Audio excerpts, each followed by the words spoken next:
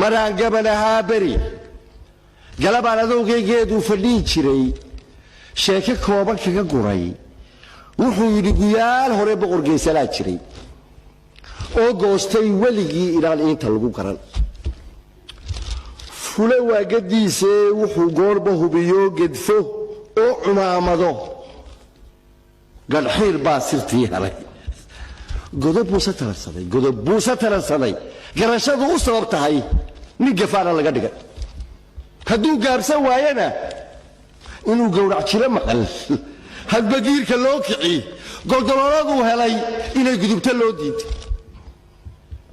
isla waa gartiisay walguntabay la foolqaan hadbagaadhka meel dhigay goobyaalka leylkii kolkay gama iswaayeen geli dhexe rugtiisiyo gurigii ka soo bood gudcur beegsay duurkiiyo geliya dugaagale wuxuu gabidhacleeyaba kolkii waagu galac yidhi geed hoosti faadhfaadh sida bahal goddeer quday dabadeed gafuurkiiyo gadhka ciidda saariyo goofkii sirtuu helay gaagaabsi ugu sheeg dunucdiina gaadhsii inuu boqorka goojaa madax goodir leeyahay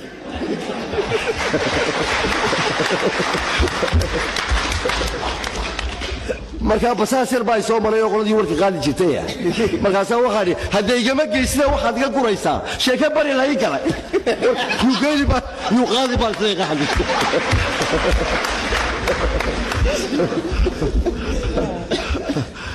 haddaygama geysina waxaad iga guraysaa sheeke bari lahay kale geesigu warkiisii ku caburay kolkuu galay garbihiisa laga duul gebigiis fudayd duqoy goobtiina aasi oo ka hurgufay guyiisii galbay oo ka sii socay ka gadaalla meeshii laya goortii roob helay geesaa ka soo baxay